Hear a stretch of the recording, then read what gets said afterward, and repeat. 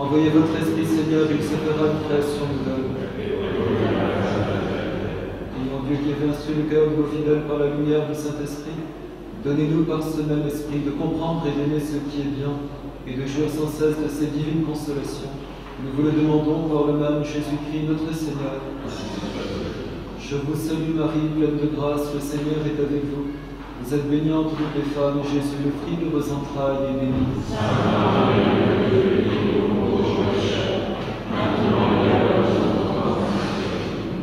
Saint Joseph, nos saints anges gardiens, au nom du Père, du Fils et du Saint-Esprit. Cher Monsieur l'abbé, bien chère famille,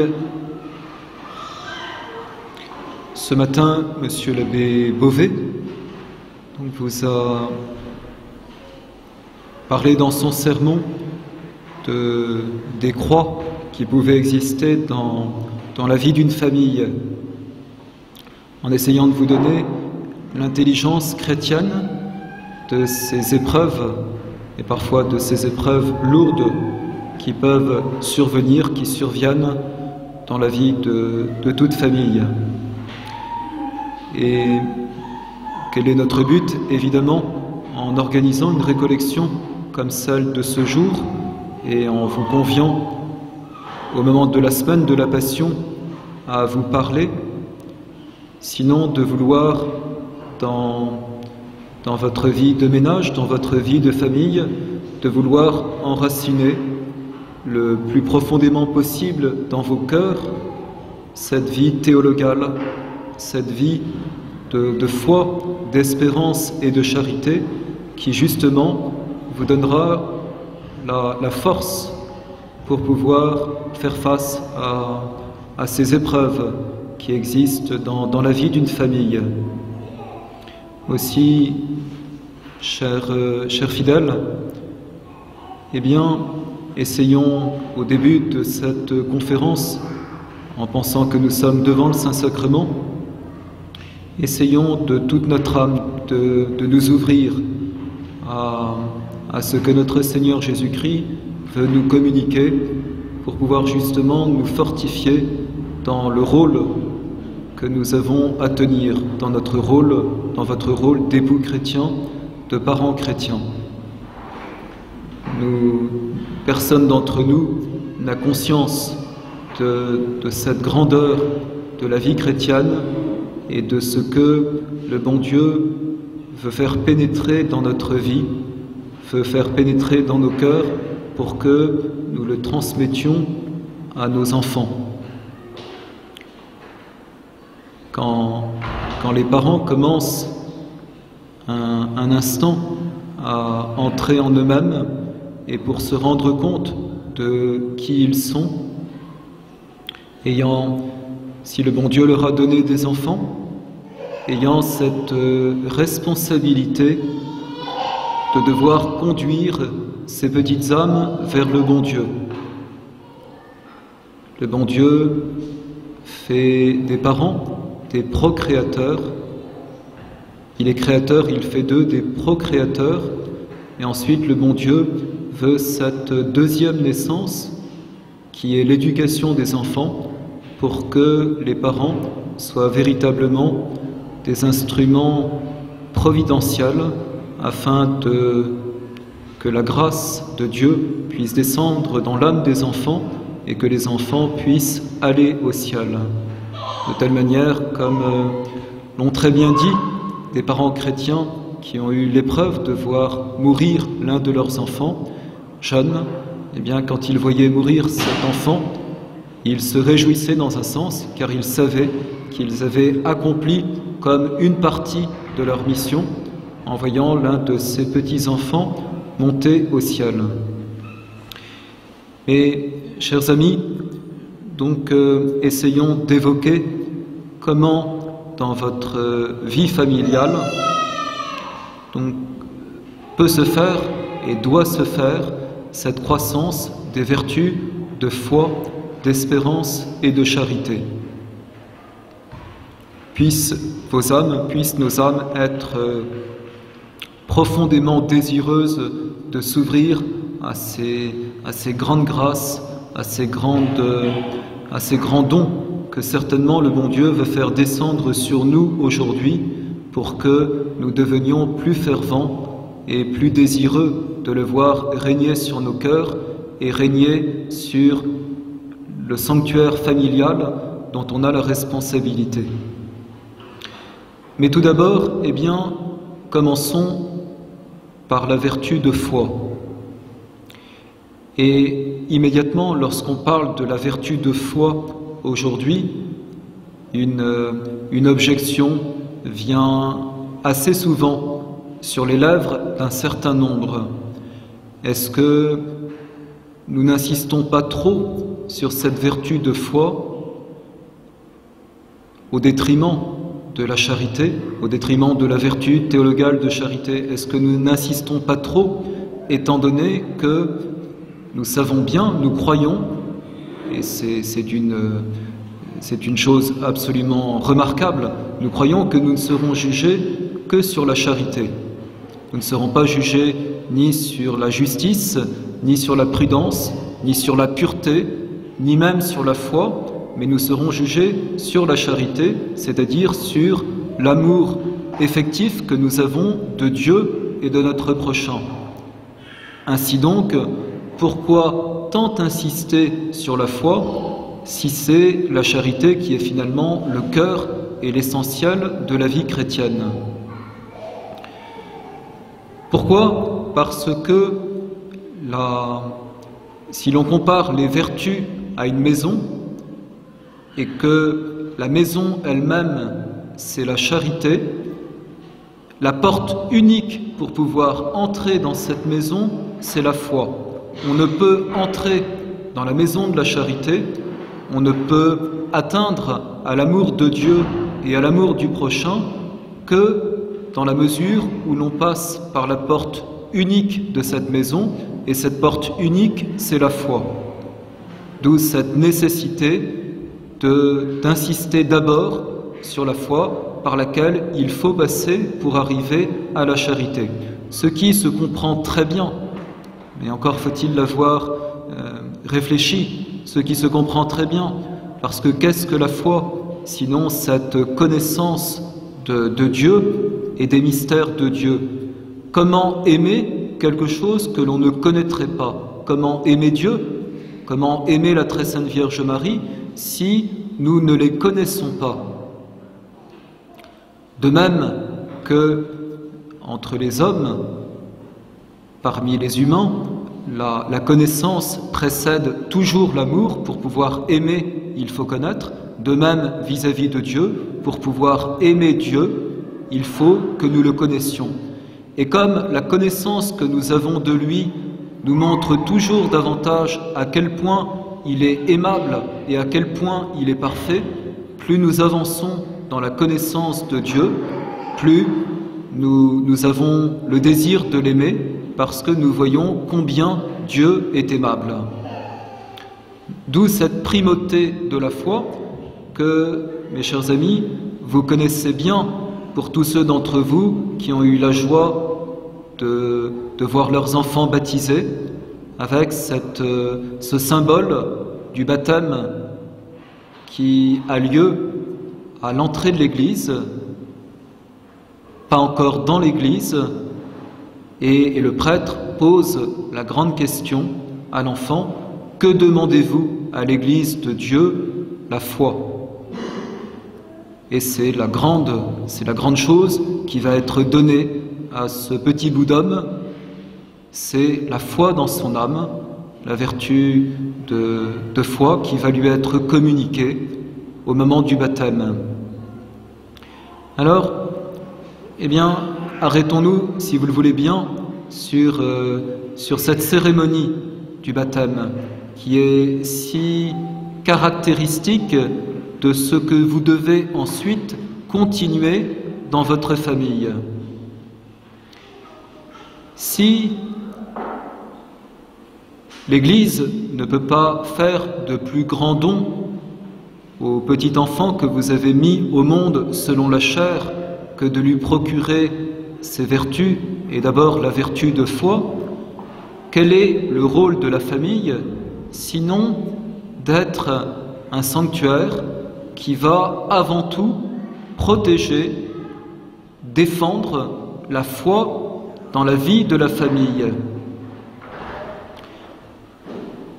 C'est une première chose à laquelle vous devez penser, comment protéger votre famille des influences qui sont contraires à la foi, et d'autre part, parce qu'il n'y a pas que le côté négatif, comment effectivement faire progresser la foi dans l'âme de vos enfants et bien sûr dans la vôtre, dans l'âme de tous les membres de la famille. Voyons ces deux volets. Premièrement, la défense et deuxièmement, la croissance. Premièrement, la défense. Je ne m'appesantirai pas longtemps sur le monde dans lequel nous nous trouvons, parce que, vous le savez bien, et refaire une énième fois le constat n'apportera pas grand-chose. En revanche, eh bien, vous l'avez senti peut-être et sans doute dans vos âmes, dans vos intelligences, c'est des influences délétères extrêmement graves peuvent se produire à travers tout ce qui va pénétrer dans la maison, par tous les masses médias en particulier, et également au contact d'un certain nombre de personnes que peuvent côtoyer les enfants ou que vous pouvez côtoyer dans votre lieu de travail, et aussi bien sur le plan intellectuel que sur le plan moral, qui peuvent être vraiment des sources de perversion. Donc il doit y avoir une vigilance des parents, et il me semble que cela demande une très grande droiture d'esprit, une vigilance des parents pour se rendre compte de la façon dont trop de porosité peut s'installer et qui fait que le mal va pénétrer dans le foyer, par Internet par exemple, par les journaux, par les modes actuelles, par les mauvaises écoles, par tant de manières qui existent. Et il me semble qu'il y a régulièrement une sorte d'examen de conscience qui doit être fait par les parents pour se rendre compte pour eux-mêmes, pour leurs enfants, pour la famille, en quoi ils peuvent se trouver, ils peuvent n'avoir pas suffisamment de résistance, de vigilance par rapport à toutes ces influences qui risquent d'amollir la foi, en particulier donc les vérités de foi dans leur âme et dans l'âme de leurs enfants. Et cela demande, je pense, surtout beaucoup de droiture. Vous voyez, nous sommes tous de pauvres pécheurs, mais une chose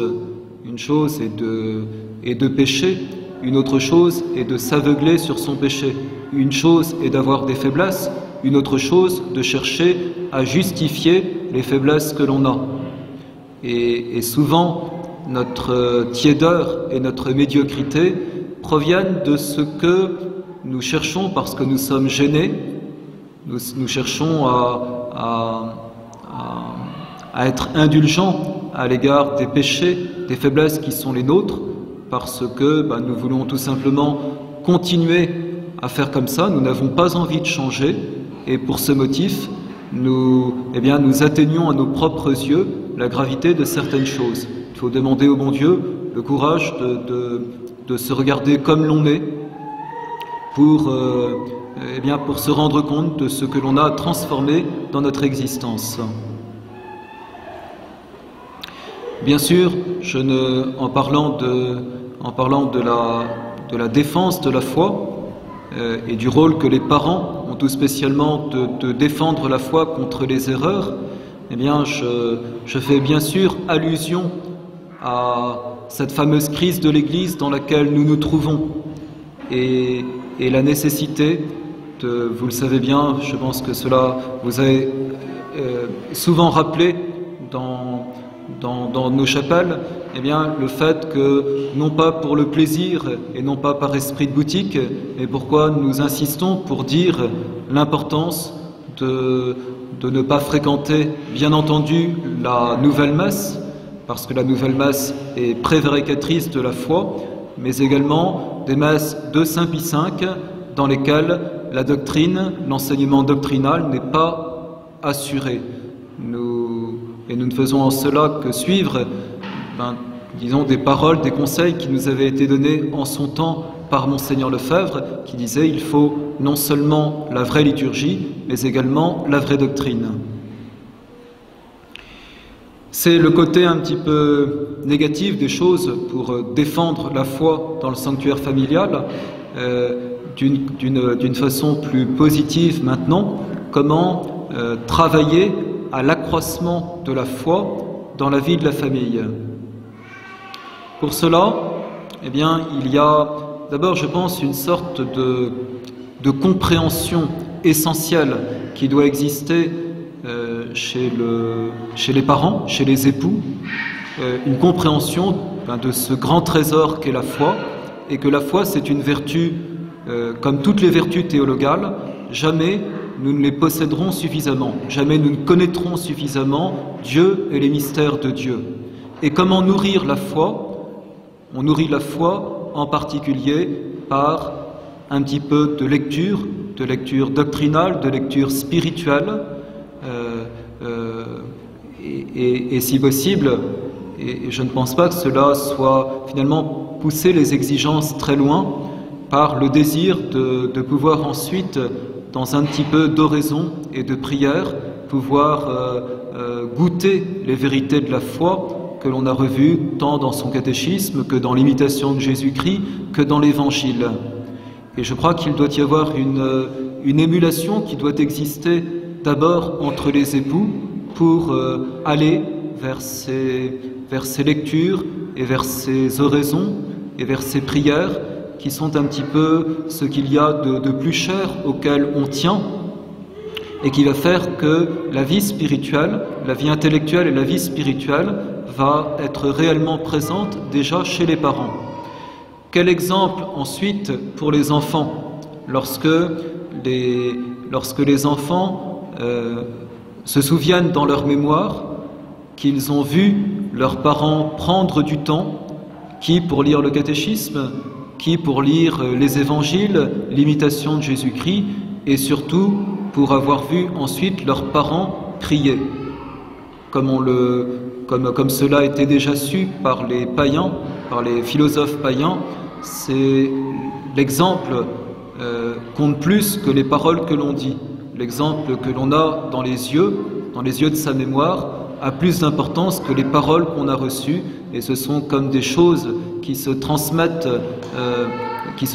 de génération en génération. Et si, ce qui est le cas d'un certain nombre d'entre vous, vous avez eu la grâce de la conversion et vous n'avez pas forcément ces modèles qui sont présents dans votre esprit, n'hésitez pas, soit en allant voir des prêtres, soit en lisant, soit en allant voir des personnes de votre entourage en lesquelles vous avez confiance, pour arriver à refonder quelque chose et à trouver ces véritables expressions de la foi chrétienne qui doivent présider dans la famille. De même, en restant encore dans la formation et dans la croissance de la foi dans les âmes, de même, c'est vraiment une grande chose que ce que l'on appelle l'intronisation au Sacré-Cœur et au Cœur Immaculé de Marie dans la famille. De cette petite cérémonie qui consiste à faire venir à une occasion un prêtre et à mettre à la place d'honneur de la maison, en voulant ne jamais l'enlever, le Sacré-Cœur en évidence avec une image ou une statue, et à côté de lui le Cœur Immaculé de Marie, une image ou une statue, et c'est vraiment donc la place d'honneur de la famille, et on veut que tout ce qui se fait dans la maison puisse se fasse sous les yeux du Sacré-Cœur et du Cœur Immaculé de Marie. C'est une grande bénédiction pour une maison que celle qui est ainsi placée sous l'image des cœurs de Jésus et de Marie.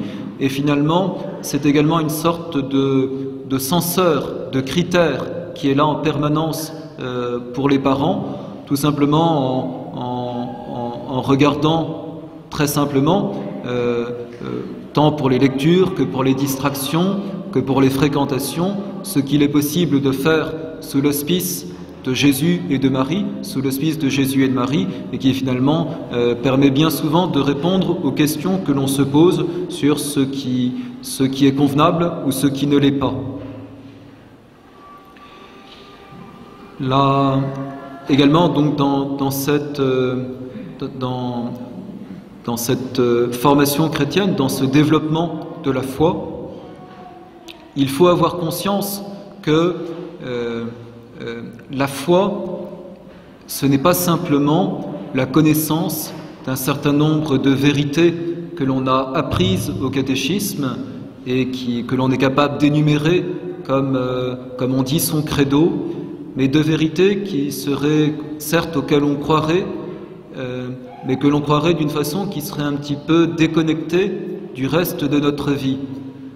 C'est une grande chose à comprendre que ces vérités auxquelles nous croyons sont des vérités desquelles émane un véritable faisceau de lumière sur toute notre existence.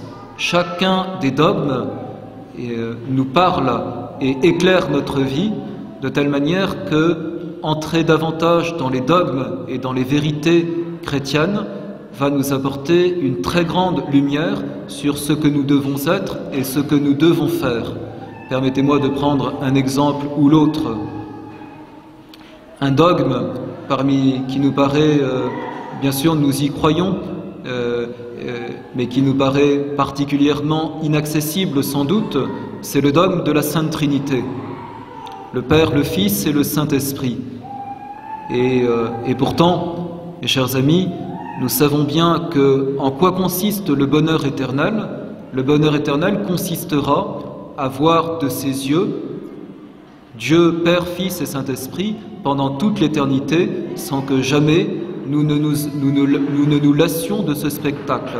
Et nous croyons également que si Dieu a voulu nous révéler ce dogme dès ici-bas, dès cette terre, ce n'est pas pour rien, c'est pour que ce dogme, nous lui donnions notre foi, mais également déjà qu'il commence à illuminer notre existence. Et donc, quand nous considérons l'islam, par exemple, eh bien, nous sommes peinés de penser à cette méconnaissance que les musulmans ont de Dieu, même s'ils croient qu'il n'y a qu'un seul Dieu, parce qu'ils ne le savent pas, Trinité. Mais quant à nous qui croyons que Dieu est Trinité, et que nous croyons donc que la première personne est Père, eh bien, quelle leçon extraordinaire les pères de famille peuvent tirer de la paternité du Père éternel dans les cieux s'ils le considèrent. Quand nous pensons que lorsque nous avons dit le mot de Père pour dire la première personne de la Sainte Trinité, eh bien nous avons dit tout ce qu'il est, à savoir que tout son être est d'être Père, il est la paternité subsistante, eh bien nous voyons ce que le bon Dieu veut nous dire dans la paternité que nous exerçons sur la terre, pour nous autres prêtres sur le plan spirituel et pour vous autres pères de famille, eh bien de ce grand don qui doit exister du Père vers ses enfants pour pouvoir transmettre le plus de choses possibles, de choses bonnes bien sûr, qu'il a en lui-même et qui demande une très grande générosité d'âme à l'égard de ses enfants pour pouvoir communiquer aussi eh bien, tout ce qui est en lui. Et le Père transmet à son Fils, dans l'ineffable Trinité, tout ce qu'il est, sauf sa paternité elle-même, qui n'est pas transmissible. Je prends un autre exemple pour essayer de vous dire à quel point les vérités de notre foi sont des vérités qui éclaire notre vie d'une façon magnifique et qui change notre vie. Le deuxième exemple que je prends, c'est celui de l'inhabitation de la Sainte Trinité dans nos âmes. Je l'explique parce que malheureusement cette vérité magnifique aussi est bien peu connue. Si nous sommes en état de grâce, si la charité de Dieu réside en nous, que cela signifie-t-il? Cela signifie très réellement, mes chers amis, que les trois personnes divines, le Père, le Fils et le Saint-Esprit, se trouvent réellement présents dans notre âme. Les trois personnes de Dieu habitent en nous réellement. C'est vraiment une vérité qui fait de nous des sanctuaires, de telle manière que les pères de l'Église disaient, lorsqu'un chrétien entre dans une église, c'est comme si une église entrait dans une église. La réalité principale de ce que nous sommes, c'est que nous sommes des sanctuaires de Dieu qui est présent dans notre âme. Et lorsqu'une âme baptisée tombe en état de péché mortel, c'est comme si ce sanctuaire était profané, comme si les hosties étaient jetées du tabernacle.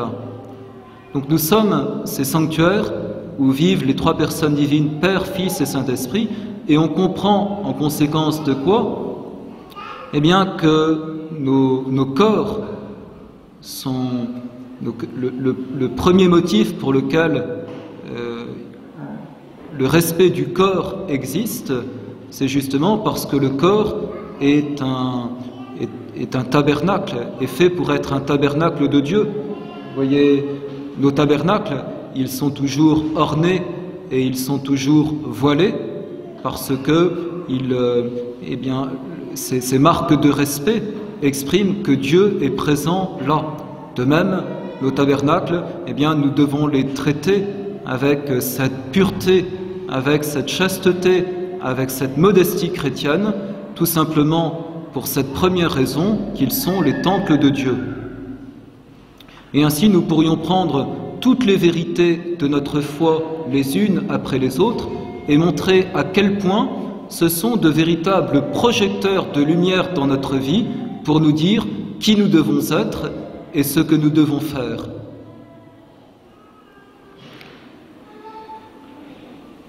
Dans un deuxième temps, essayons de parler de l'espérance.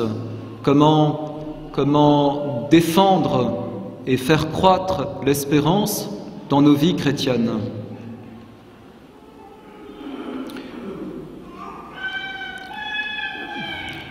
Comment défendre l'espérance dans la période dans laquelle nous nous trouvons, période où les signes de déclin de notre pays, de déclin du catholicisme dans notre pays, et malheureusement du déclin du catholicisme en général, lorsque ces signes sont si nombreux, comment non seulement garder l'espérance, mais que l'espérance s'accroisse dans le sanctuaire familial, tant chez les parents que chez les enfants.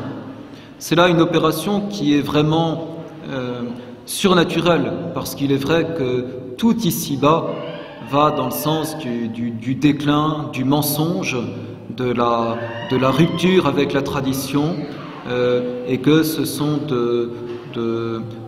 c'est vraiment quelque chose qui nous dépasse complètement, qui nous maintient dans l'espérance. Mais justement, ce quelque chose, c'est de Dieu qu'il vient, et notre espérance, elle n'est pas faite d'éléments de cette terre, et notre espérance, elle doit demeurer, alors même que tout paraît contraire. Et comment cela? En plaçant nos âmes à la hauteur de l'espérance chrétienne, ou en demandant plutôt à Dieu de placer nos âmes à la hauteur de l'espérance chrétienne. Et quelle est-elle, cette espérance? Cette espérance, elle est faite à la fois de ce que nos yeux sont fixés sur le ciel et que nous avons bien conscience que la vie sur la terre, elle est éphémère, que la vie sur la terre, elle n'est qu'un instant, elle n'est qu'une ombre par rapport à la vie éternelle qui est la vie pour laquelle nous sommes faits. et que toutes les épreuves d'ici-bas ne sont finalement qu'un éternuement par rapport à cette vie éternelle pour laquelle nous sommes faits.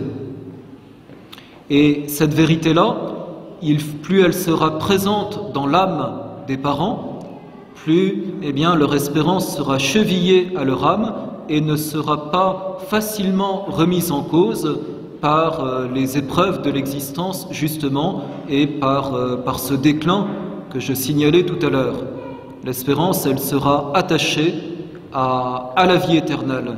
Et les parents seront rappelés aux enfants qu'ils sont faits pour le ciel, et que les choses de la terre sont secondaires par rapport à cette grande réalité à laquelle nous espérons de voir Dieu.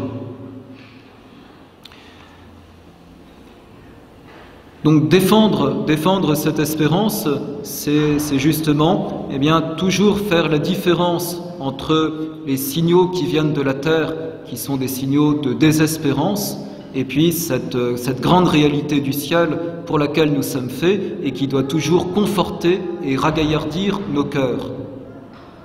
Et également, en quoi espérons-nous aussi? Nous espérons dans le secours de la grâce qui jamais ne manque à ceux qui la demandent à Dieu, de la grâce quotidienne. Comme nous demandons notre pain quotidien, nous demandons cette grâce quotidienne qui nous est donnée pour pouvoir continuer à vivre en chrétien, et non seulement à vivre en chrétien, mais à monter dans notre espérance chrétienne. Il est bon de parcourir pour cela la vie de ceux qui ont connu l'enfer des geôles communistes, par exemple, et pour voir des personnes qui sont restées des années, voire des dizaines d'années en prison derrière le rideau de fer, dans les geôles communistes, et qui, bien sûr, ont souffert. Il ne s'agit pas de nier cette présence de la souffrance dans ces univers concentrationnaires, mais en même temps qui avaient les yeux qui étaient vraiment fixés vers le ciel et qui trouvaient toute leur force d'âme grâce à cette espérance qui était en eux et que personne ne peut nous enlever. La grâce, il faut la demander, et dans la prière familiale, c'est bien de pouvoir réciter les actes de foi, d'espérance et de charité, de contrition, de prier les uns pour les autres et de demander que cette espérance ne quitte pas le cœur de tout un chacun. Et chers amis, en disant cela, je pense qu'également vous comprenez bien qu'il doit exister des époux l'un vers l'autre et des parents vers leurs enfants et des enfants vers leurs parents autant qu'ils le peuvent. Cette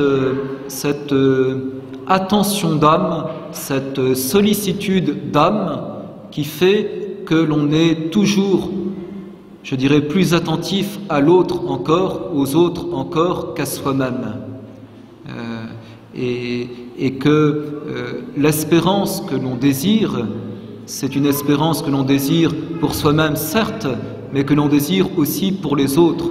Et comme l'on doit accepter ces sacrifices volontiers, de bon cœur pour les autres, qui consistent à ne pas montrer parfois des impressions de tristesse que l'on peut éprouver ou des impressions de découragement que l'on peut éprouver, parce que justement, on ne veut pas, par ces impressions que l'on dira, attrister les autres, décourager les autres, que l'on prenne davantage sur soi-même, que l'on ait davantage cette virilité chrétienne et surnaturelle pour que, autant que possible, les épreuves qui nous touchent, ne pas toujours, en tout cas, les faire supporter aux autres. Bien sûr, le support mutuel des époux fait qu'il faut partager l'un avec l'autre et en même temps toujours essayer d'avoir le plus possible ce courage pour tout le monde. Et c'est vraiment des choses qui sont importantes. Notre époque n'est pas une époque courageuse et n'est pas une époque qui nous apprend à prendre un petit peu sur nous-mêmes par cet esprit de sacrifice pour pouvoir porter les petites souffrances qui peuvent nous arriver. Et de même, vis-à-vis des enfants, comment les rendre forts dans la vie, de la vraie force, qui est cette force surnaturelle. Je pense qu'il faut donner cet exemple devant les épreuves de la vie, avec la grâce du bon Dieu, de faire face courageusement, sans se laisser déstabiliser par les choses qui peuvent arriver. Bien sûr, nous sommes de pauvres gens bien faibles, et en même temps, par la grâce du bon Dieu, nous sommes forts aussi. Et cette force, il faut apprendre à la transmettre aux enfants. Et mes chers amis, je relis volontairement ici et volontiers l'esprit de sacrifice à l'espérance. Je pense que dans une grande part, parce que l'esprit de sacrifice sera vraiment inculqué dans les familles, l'espérance grandira. L'un est très fortement lié à l'autre.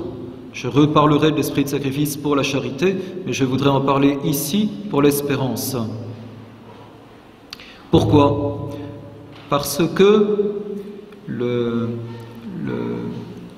la quintessence de l'esprit de notre sainte religion, vous le voyez bien, vous assistez à la messe, et qu'est-ce que la messe sinon le saint sacrifice de la croix, le sacrifice de notre Seigneur Jésus-Christ renouvelé sur nos autels.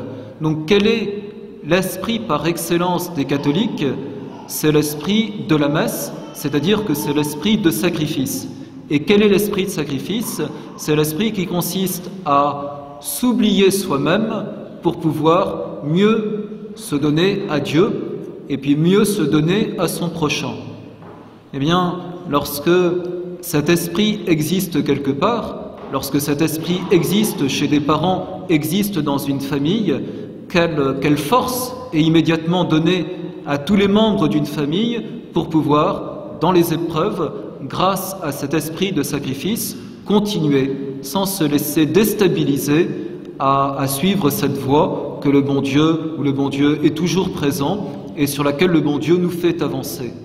C'est pour ça, vraiment, ayez le souci de cultiver l'esprit de sacrifice dans vos familles. C'est vraiment le marchepied de l'espérance chrétienne. Mais c'est ce que je voudrais dire maintenant. Cette espérance, eh bien, nous la prenons, nous la recevons d'une façon toute particulière dans la communion qui est le fruit du sacrifice, et cette communion que nous pouvons rendre possible tous les jours, soit parce que nous avons la possibilité de recevoir notre Dieu dans la Sainte Eucharistie à la messe, si nous avons le bonheur de pouvoir aller à la messe tous les jours, mais vous devez bien le savoir aussi, ceux qui n'ont pas le bonheur d'assister à la messe tous les jours ont toujours la possibilité de faire chez eux, et même s'ils le veulent plusieurs fois par jour, une communion spirituelle. C'est-à-dire, c'est un acte de notre esprit, un acte par lequel nous unissons notre esprit à notre Seigneur Jésus-Christ dans une sorte de communion intérieure d'intelligence et de volonté, et par laquelle nous nous unissons à Dieu. Et c'est vraiment ce qu'on appelle une communion spirituelle qui peut avoir une intensité bien supérieure à des communions eucharistiques, dans toute la mesure où l'âme se donne à Dieu dans cet instant. Et il est évident que cette communion spirituelle possible au travail, possible à la maison, possible tout au long de la journée même, va intensifier d'une façon considérable la vie théologale de l'âme, et donc la vie d'espérance de l'âme, pour pouvoir trouver en notre Seigneur Jésus-Christ cette force dont nous avons besoin. Saint Paul dit « Je puis tout en celui qui me fortifie ». Et cette fortification de soi-même par Jésus-Christ, eh bien, c'est cela qui va nous faire nous élancer dans cette espérance chrétienne. Et permettez-moi d'illustrer cette espérance par la vie des martyrs. Nous ne savons pas de quoi sera fait l'avenir. Peut-être que l'avenir de nos familles, nous ne savons pas. Je ne veux rien dire de spécial par là, mais l'Église a toujours encouragé à lire et à admirer la vie des martyrs parce que ils nous sont des exemples. Récemment, donc, la revue de l'AFS a reparlé des martyrs d'Otrante en 1470 et je voudrais donc vous lire quelques lignes qui racontent leur martyr et qui montrent la grandeur de ce qu'est une population chrétienne, une population vraie et qui va marcher au martyr d'une façon vraiment admirable et qui nous disent comment nous devons être, qui nous donnent des leçons, même si notre martyr n'est pas un martyr par le sang, c'est l'esprit qui les animait, c'est l'esprit qui doit être le nôtre. En 1470, l'île de Negropont, sous domination vénitienne, est prise. Un nouvel appel du pape Paul II n'est pas entendu, et ce, par la faute de Milan et de Florence, qui se réjouissaient de l'affaiblissement de leur rivale Venise. En juin 1480, Mahomet II abandonne le siège de Rhodes et pointe résolument sur l'Adriatique. Le 29 juillet 1480, des murailles d'Otrante, on vit la flotte musulmane forte de 90 galères et 63 autres bâtiments avec 18 000 soldats à bord. Cité la plus orientale de l'Italie, Otrante a un passé riche en histoire. Nombreux étaient les religieux présents dans cette région. Ces moines suivaient la règle de saint Benoît et vivaient leur ascétisme dans des grottes. Quelques mois avant l'approche menaçante des musulmans dans l'indifférence des princes chrétiens, saint François de Paule avait annoncé un grave malheur. Les musulmans envahiront Otrante, la détruiront de fond en comble et en massacreront les habitants.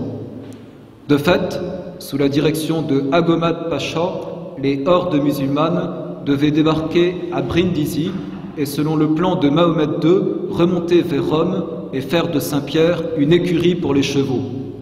Un fort vent contraire obligea les ennemis à débarquer plus au sud, à quelques kilomètres d'Otrante. La ville comptait une garnison de 400 soldats. Le roi Ferdinand fut averti, mais il était trop tard pour que les secours qu'il voulut envoyer arrivent. Les Turcs assiégèrent la citadelle où sont réfugiés les habitants du bourg. Un message envoyé à Otrante promet la vie sauve aux habitants s'ils se rendent.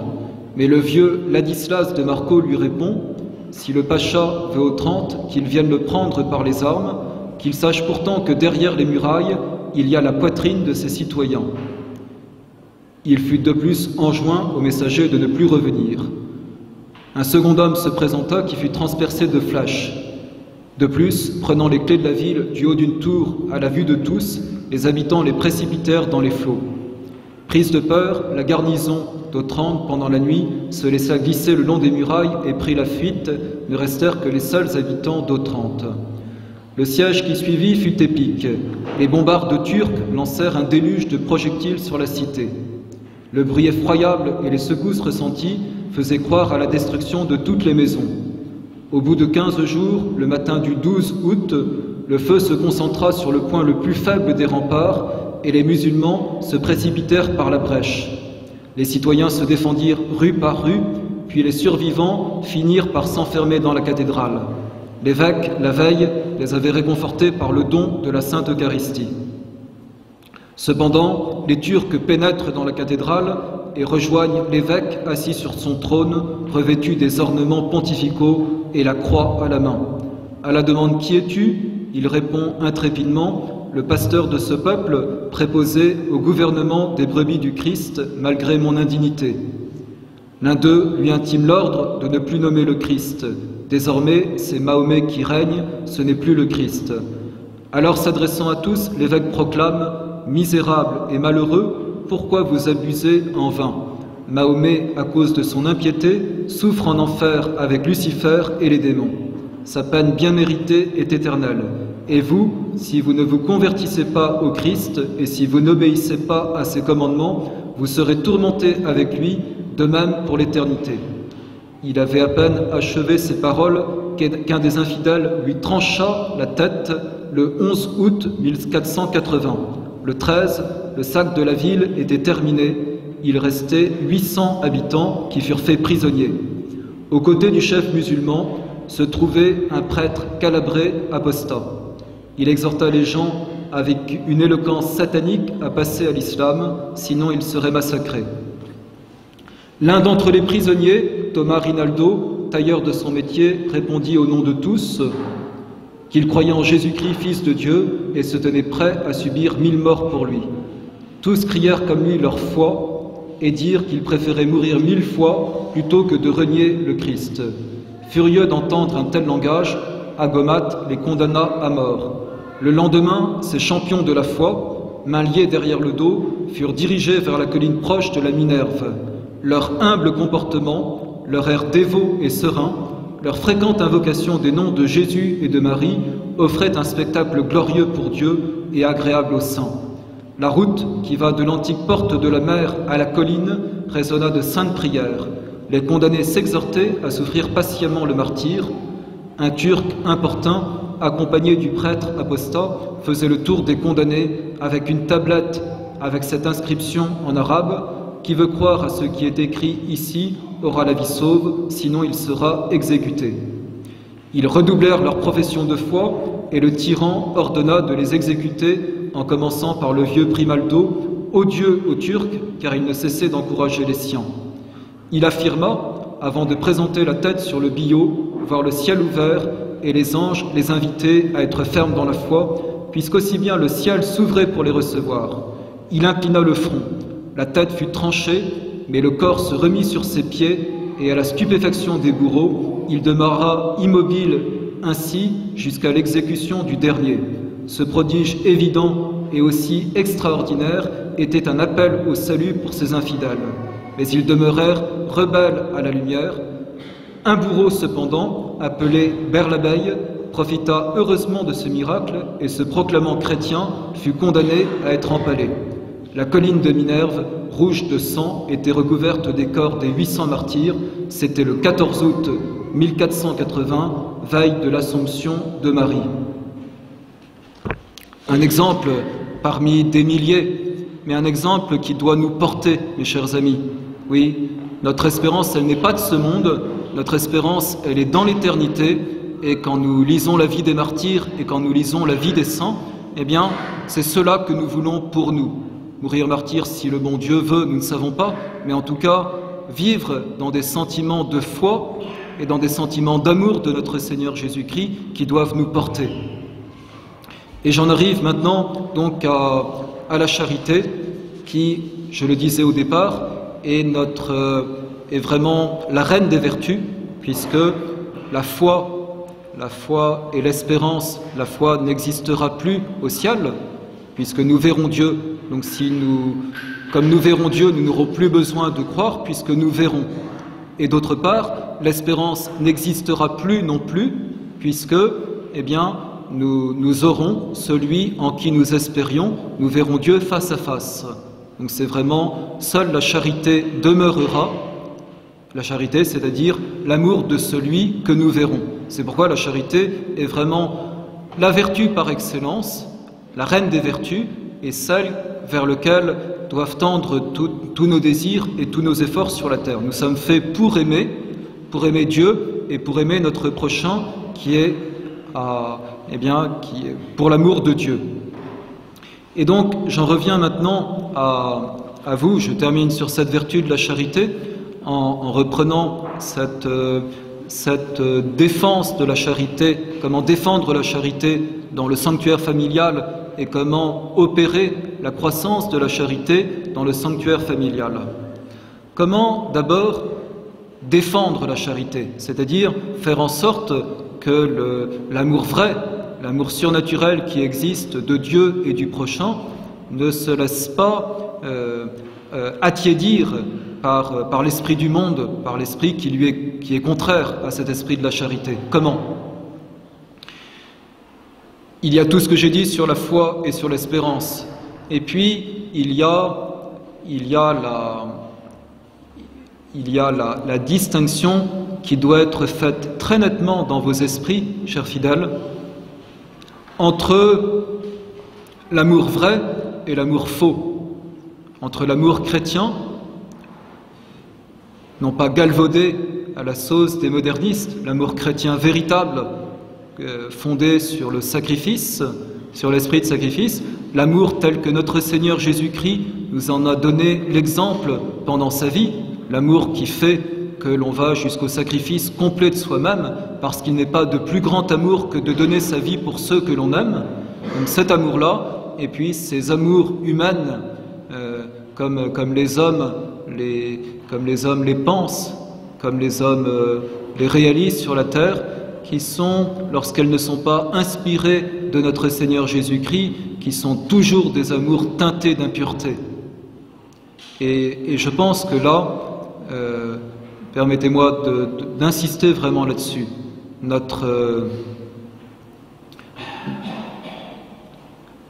Bien des saints ont dit que l'impureté était le vice qui conduisait le plus de personnes en enfer. Parce que l'impureté est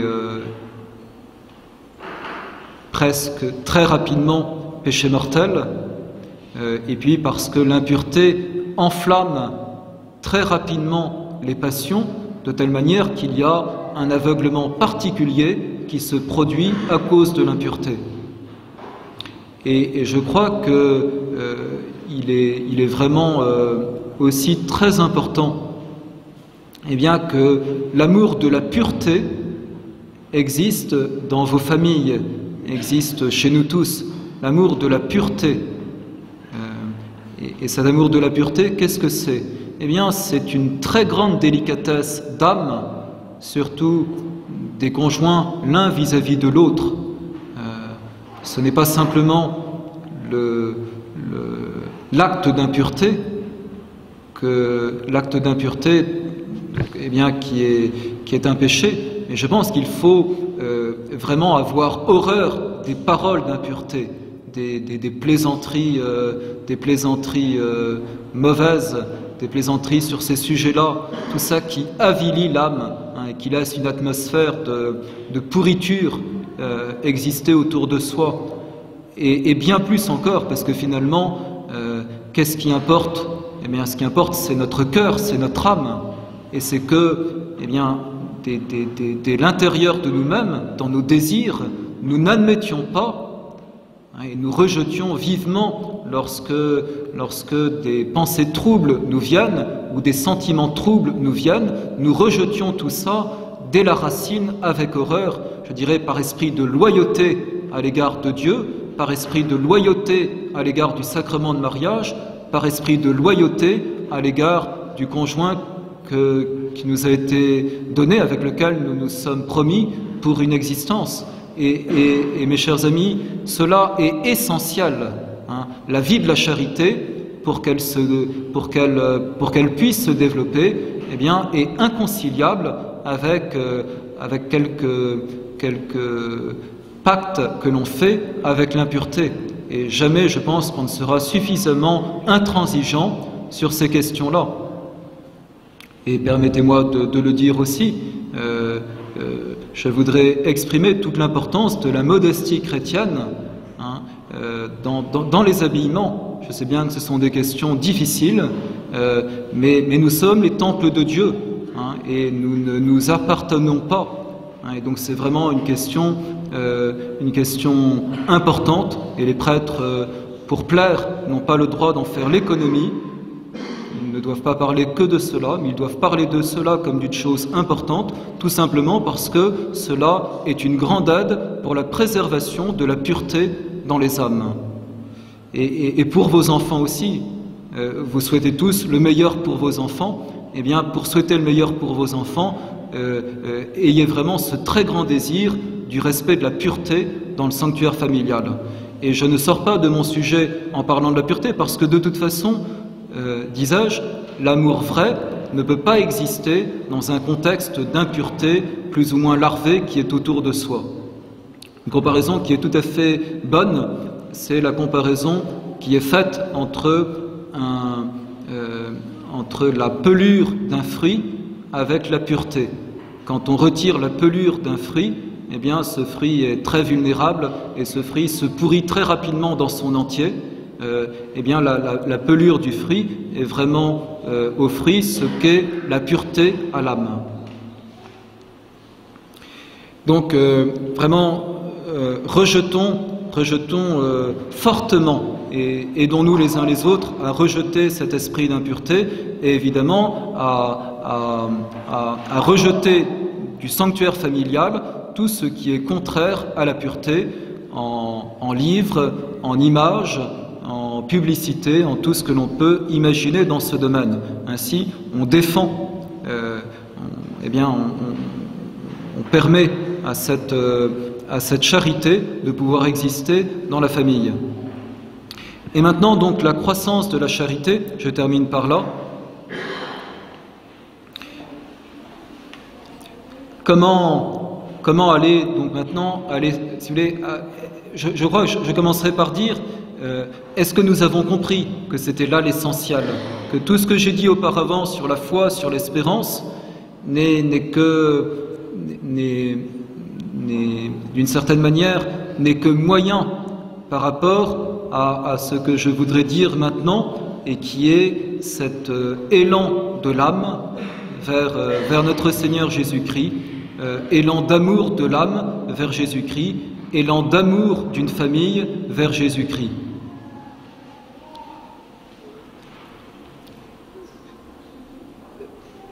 Excusez-moi de me répéter, mais je pense que c'est bien de leur dire ici, est-ce que nous arrivons à penser à cela, que la vie d'un homme, elle n'est triste que de ne pas aimer. L'homme est fait pour aimer, hein, c'est une évidence, et une existence dans laquelle l'amour n'est pas présente est une existence qui est triste. L'homme est fait pour aimer, et qui peut lui apporter le plus grand don d'amour? Eh bien, c'est celui qui est infini, c'est Dieu. Seul Dieu peut combler le cœur de l'homme. Le cœur de l'homme est fait pour l'infini, et seul Dieu peut combler le désir infini que l'homme a d'aimer. Et c'est cela qui sera parfaitement comblé dans l'éternité. Maintenant, quand on a vraiment perçu cette chose, quand on a un peu perçu cette chose plutôt, eh bien, là aussi, notre vie sur la terre, elle se trouve, mais on la voit vraiment dans une toute autre perspective.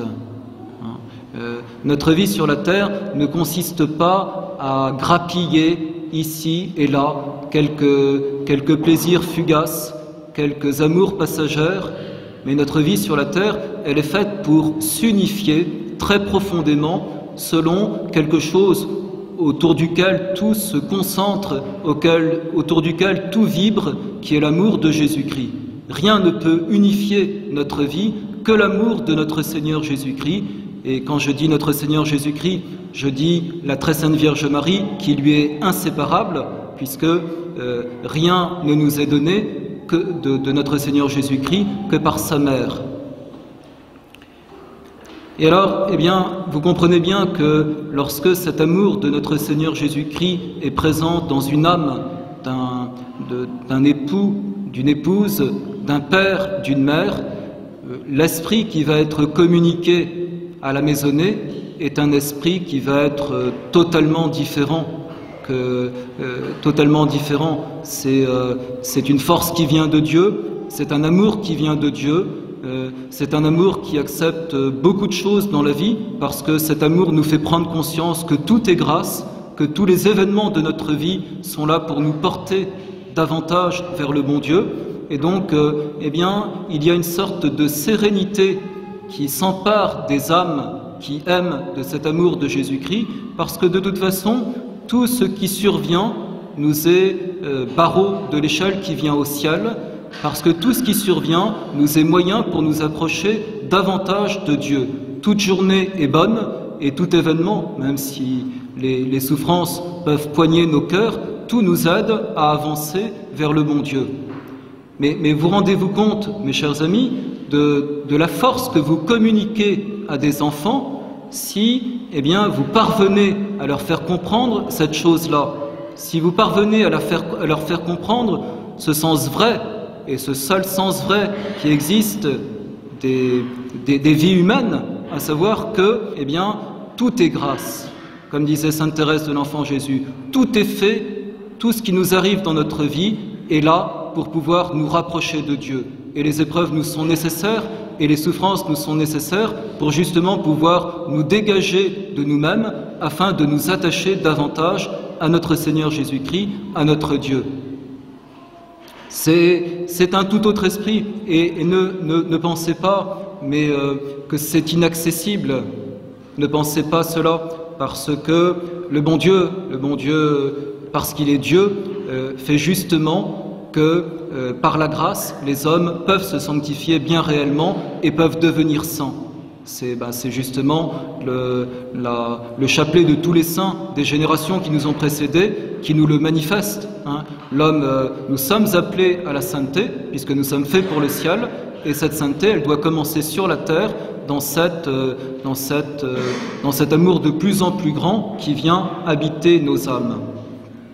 Je terminerai sur un exemple que je prends d'une famille. Bon, il y a un côté, aussi bien que pour les martyrs d'Otrante, ne tombons pas dans cette sorte de scepticisme moderne qui remet tout en cause dès que ça a quelques siècles. Ce sont des choses qui sont archivées avec des centaines de témoins qui ont été présents dans le premier cas que j'ai donné et dans le deuxième cas qui est attesté. Non, ce sont vraiment quand les mœurs étaient chrétiennes et quand les familles étaient chrétiennes, la présence de Dieu imbibait la société et des merveilles se produisaient. Et cela est encore possible aujourd'hui dans la mesure où la foi et la charité ont un regain.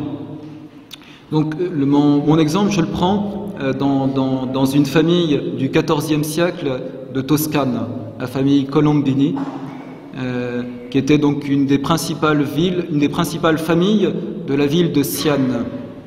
Lui, Jean Colombini, était magistrat. Et en quelques mots, je vous dis un petit peu donc ce qui s'est passé dans la vie de cet homme. Un magistrat, un grand travailleur, quelqu'un qui était pris par son métier, qui le passionnait, et en même temps, nous connaissons ça par cœur, son métier était tellement prenant que, évidemment, le bon Dieu n'y avait qu'une place assez congrue. Donc il avait épousé une femme pieuse, donc ils eurent 2 enfants, et Colombini devint gonfalonier, c'est-à-dire premier officier de justice de sa ville. Et donc, je ne sais pas vers quel âge c'était, peut-être dans la quarantaine. Donc il rentre un soir à la maison, harassé par un travail important, et puis arrive ce qui peut se produire parfois dans les maisons, c'est-à-dire que le dîner n'était pas prêt. Et donc, il n'est pas content.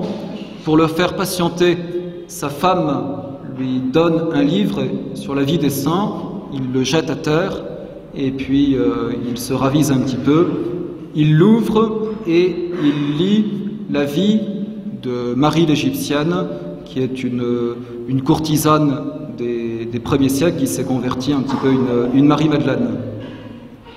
Et Colombini va être converti de la deuxième conversion, c'est-à-dire la conversion qui est pas celle du baptême, mais la conversion qui va vers la sainteté. Il est converti donc à ce moment-là, en lisant cette vie, saisi par la grâce de Dieu, et donc au mi-temps de sa vie, il va devenir un autre homme.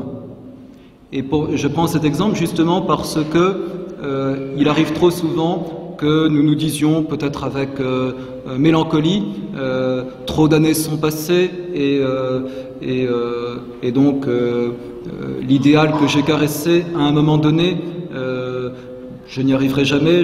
Voilà. Donc lui, il se convertit au milieu de sa vie et il va commencer à mener une vie qui va édifier toute la ville de Sian en s'occupant des pauvres et même des lépreux, de telle manière que sa femme trouvera qu'il exagère, puisque il finit par ramener un soir sur son dos un lépreux à la maison, ce qui est décrit, pas forcément à imiter à la lettre, mais ça nous sert d'exemple en tout cas. Et puis il va lui-même laver le lépreux, sa femme est furieuse, le panser, baiser ses plaies, lui donner une chambre, et puis il repart travailler le matin en demandant à sa femme de continuer à s'en occuper. Sa femme n'en a aucune envie, et puis finalement elle va vouloir entrer, et en fait elle ne trouvera pas le lépreux qui a disparu, et une vision qu'aura Jean peu après lui manifestera qu'il s'agissait de notre Seigneur lui-même, qui, un petit peu comme dans l'épisode de la vie de Saint-Martin, c'est représenté à lui de cette manière-là. Et la ville de Sian va être d'une façon extraordinaire portée par la ferveur de cet homme. Là aussi, je ne pousse personne, mais à un moment donné, les enfants étaient élevés et sa femme et lui ont décidé, chacun de leur côté, de rentrer en religion.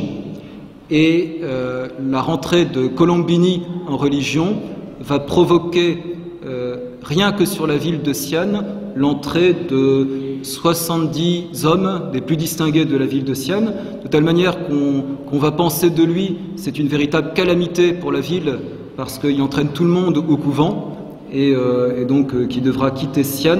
Il est le fondateur d'une congrégation religieuse qui s'appelle les Jésuites, pas les Jésuites, mais les Jésuites. Voilà, je vous ai donné cet exemple parce que voilà les merveilles que la charité peut faire dans une existence, merveilles de transformation intérieure d'une âme, et puis merveilles aussi de ferveur autour de soi. Et bien, chers amis, je dirais croyons à la grâce de Dieu, croyons à la puissance de la grâce de Dieu dans nos âmes. Nous ne sommes rien, nous ne sommes que de pauvres pécheurs, mais la grâce de Dieu est toute puissante et elle peut tout faire dans nos âmes, de telle manière que nos tiédeurs et nos médiocrités peuvent se trouver, comme pour saint Paul, comme pour tant de saints, peuvent se trouver transformés. Et je pense que les uns et les autres, nous ne croyons pas suffisamment en la puissance de ce que la grâce de Dieu peut faire dans nos âmes et dans nos familles. Alors, que dans cette quinzaine de la Passion dans laquelle nous venons d'entrer, nous ne perdions pas notre temps, et nous ne savons pas, c'est peut-être notre dernier carême, notre dernière Pâque que nous vivons. Nous en avons vu d'autres mourir et nous ne nous y attendions pas, et donc nous ne savons pas. Et ce temps, c'est encore des bénédictions de Dieu que nous recevons pour nous-mêmes et pour nos familles. Ne gâchons pas notre temps, mais soyons avares des instants qui nous sont donnés pour que ces instants soient vraiment des instants de grâce que nous utilisons pour nous rapprocher de notre Dieu. C'est la vie, la vraie vie, c'est celle-là. Toute la vie que les hommes imaginent en dehors de ce que je vous dis là, c'est de la rigolade et c'est du gâchis. La vraie vie, c'est vraiment cette vie que l'on passe à vouloir utiliser tous les instants que nous avons pour pouvoir nous rapprocher le plus en plus de Dieu et que cet amour de Dieu augmente dans nos âmes. Voilà. Tout se concentre, tout se résume à mon sens, dans cette dévotion qui nous a été donnée à Fatima, au cœur douloureux et immaculé de Marie. J'ai quelques images que je laisse à votre disposition. Je vous recommande fort de prendre au sérieux Notre-Dame de Fatima, Notre-Dame de Fatima. Et cette dévotion, la Sainte Vierge a dit, c'est le dernier refuge et le dernier recours qui sera donné aux hommes à Fatima. Donc il y a une sorte de privilège qui est attaché à cette dévotion, au cœur douloureux et immaculé de Marie.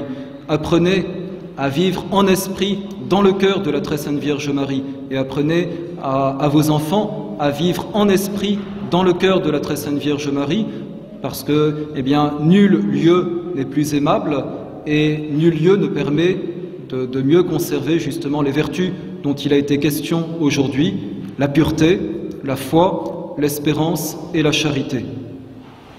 Ave Regina Caeli.